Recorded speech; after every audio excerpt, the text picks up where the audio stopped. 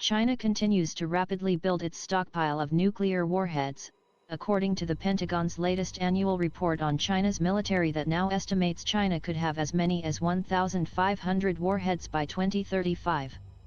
The U.S. is also concerned by what a senior defense official described as China's establishment of a new normal of heightened military activity around the island following House Speaker Nancy Pelosi's visit to Taiwan in August.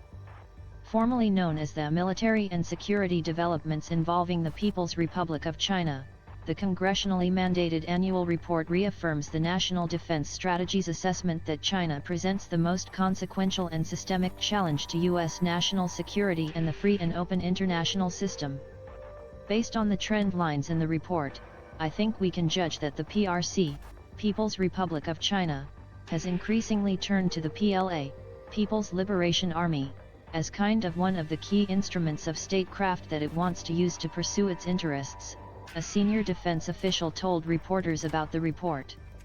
And that has serious implications for U.S. security interests, our allies and partners' interests, and for the international rules-based order more broadly. Last year's Pentagon report highlighted that China had set in motion a fourfold increase of its nuclear weapons arsenal and projected that it could have 700 warheads by 2027 and possibly 1,000 by 2030. The new report released on Tuesday describes China as now having more than 400 nuclear warheads and continuing with the accelerated build-up of its arsenal, projecting that it could have 1,500 warheads by 2035. Even with China's dramatic increase, its larger nuclear arsenal will still be much less than the United States' declared stockpile of 3,750 warheads capable of being deployed by hundreds of land-based and sea-launched missiles in a strategic bomber fleet. China has publicly set 2027 as a target date for its military to have the capabilities for the People's Liberation Army to be a more credible military tool for the Communist Party, CCP, to wield as it pursues Taiwan unification. The year 2035 is targeted for the completion of the PLA's modernization and 2049 as the year that China's military becomes a global force. Earlier this month, Joint Chiefs Chairman General Mark Milley stressed that, regardless of China's publicly stated goal, the United States will not fall behind China militarily. China is not going to be a better military than the United States military is, but they're going to try, but they're not going to get there, Milley said at a Pentagon news conference. The United States military is number one now, and we are going to be number one 5 years from now. 2027 is not going to be the date that China becomes number one.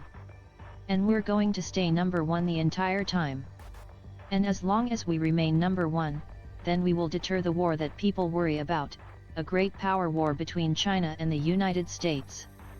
The report also noted China's heightened military activity around Taiwan over the last 2 years as it increased provocative and destabilizing actions in and around the Taiwan Strait, to include increased flights into Taiwan's self-declared Air Defense Identification Zone, ADIZ, and conducting island seizure exercises. Those activities peaked in August when China also conducted missile launches and naval operations during Pelosi's visit to the island that China considers to be a breakaway province. While the military activity around Taiwan has lessened in intensity, it remains higher than it had been before. It appears that it has become a new normal, according to the senior defense official. That gives us a concern, even though we don't see an imminent invasion, obviously, about sort of an elevated level of intimidating and coercive activity around Taiwan, said the official. We see the PLA doing things like the increased crossings over the center line, and behavior that appears to be intended to kind of intimidate or sort of wear down Taiwan, said the official. Which, obviously, is just not what we want to see.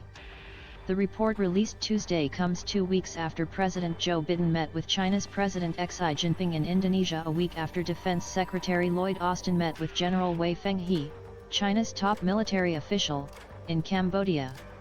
In his meeting with Wei, Austin was said to have raised concerns about the increasingly dangerous behavior demonstrated by PLA aircraft in the Indo-Pacific region, according to a Pentagon readout of the meeting.